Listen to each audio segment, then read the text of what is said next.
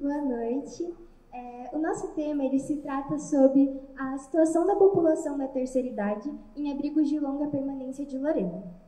Nosso grupo ele é composto pelo nosso orientador, Rodolfo Monteiro, João Pedro, Rafael Lourenço, João Vitor Guimarães, Vitor Bittencourt, Augusto Afonso e eu, Nubia Mitsui. Nosso tema, ele aborda uma população que é vista de uma forma muito desagradável pela sociedade.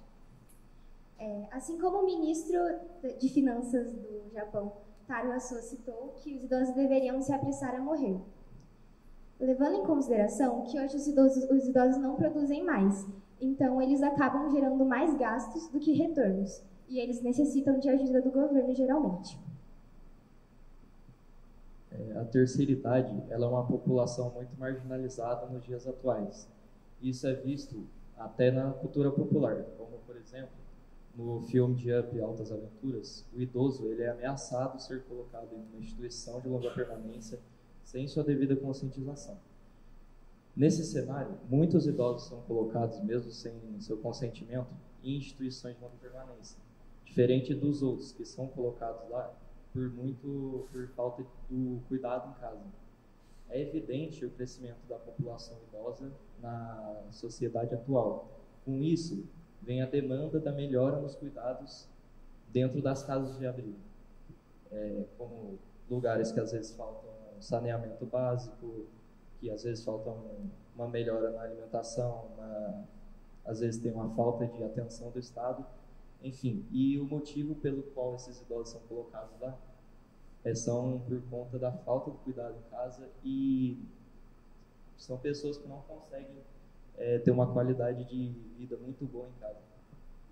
O nosso trabalho justifica-se devido ao alto crescimento da população da terceira idade no Brasil e no mundo, por conta do aumento da expectativa de vida, e graças ao envelhecimento da população, a qualidade de vida e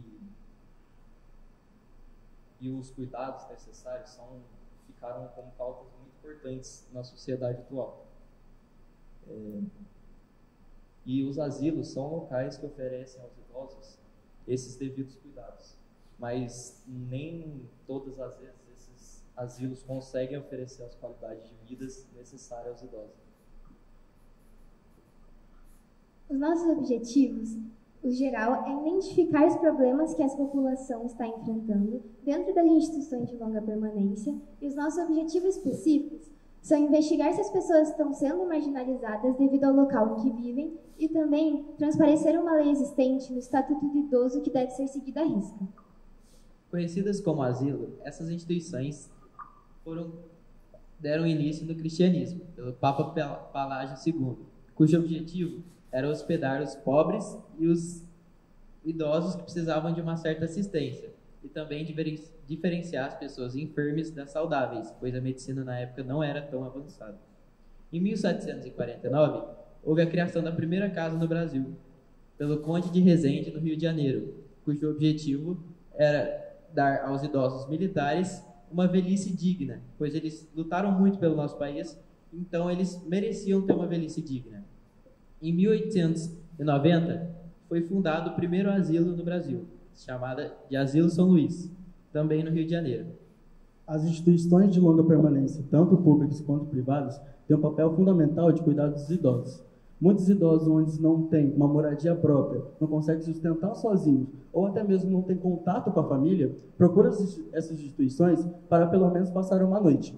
Também tem aqueles idosos que não conseguem ficar sem conversar com alguém. Nisso sendo papel da instituição entreter os residentes, propondo aulas, até mesmo atividades físicas. A lei do Estatuto do Idoso, que deveria ser corretamente seguidas, mas isso não são. O Estado garante dar uma atenção maior em vias públicas, pois onde muitos idosos que são debilitados precisam de rampas para facilitar o acesso em bancos, lojas, farmácia, entre outros lugares. A função da família diante dessa situação do idoso é muito importante, pois quando eles chegam nessa fase de sua vida, eles precisam sim de uma certa atenção a mais. E muitas vezes esses familiares não conseguem dar todo esse apoio necessário.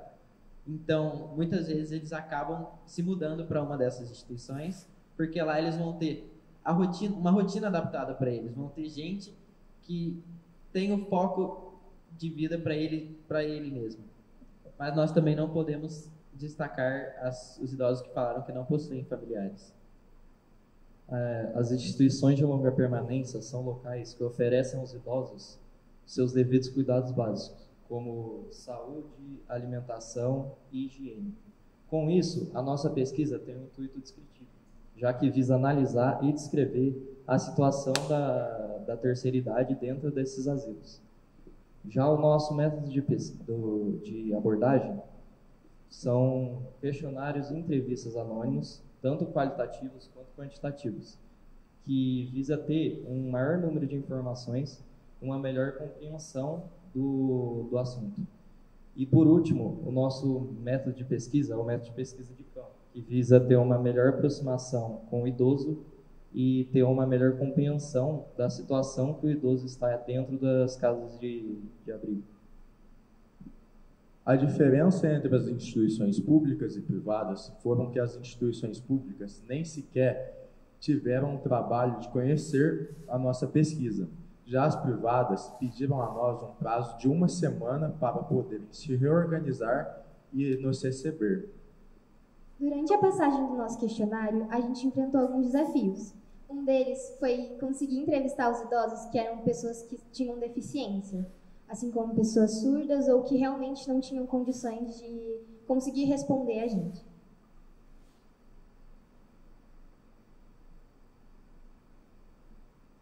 Diante dos questionários aplicados, a primeira pergunta foi sobre a idade dos idosos. Com ela, conseguimos chegar à conclusão que 16 deles possuem idade maior que 70 anos. 4 dos 20 possuem idade menor que 70 anos. 2 desses 4 têm idade menor que 59 anos de idade, o que quer dizer que as instituições não servem somente para receber idosos, mas sim pessoas que precisam de maior cuidado e maior atenção, e muitas das vezes as famílias não podem proporcionar a elas. Sobre a convivência entre os idosos, 15 deles afirmam ter convivências ótimas ou boas. Os outros 5 dizem ter uma convivência regular, por conta de muitas das vezes quererem um tempo a sós e seus companheiros não os possibilitarem. Dos 20 entrevistados, nenhum afirmou ter uma convivência péssima ou ruim, o que é algo positivo, pois uma boa convivência entre os idosos traz uma boa qualidade de vida. Em relação à família dos idosos, 17 deles responderam que possuem sim um familiar, no entanto, 15 responderam que mantêm o contato com eles. A gente tem que levar em consideração de que esse número ele é até grande, porém é uma instituição privada. Em relação à necessidade médica, apenas 13 deles responderam que precisavam de um acompanhamento, alguma coisa assim, e 7 deles responderam que não. E os 13 que responderam disseram que possuem sim uma ajuda da instituição, no entanto, os outros 7, caso necessário, a instituição consegue fornecer para eles também. A atividade física na vida dos idosos, eles proporcionam para eles, e 14 dos idosos responderam que praticam essas atividades. No entanto, os 6 que falaram que não praticam nada são ou por questões médicas ou questões religiosas também. Analisando as respostas sobre a alimentação, dos 12 idosos, nenhum possui nenhum tipo de restrição alimentar. Os outros 8 possuem sim um tipo de restrição alimentar, como consumo restrito de açúcares, sais, gorduras, intolerância ao glúten e à lactose. A última pergunta feita aos idosos foi como o governo poderia ajudar nas instituições.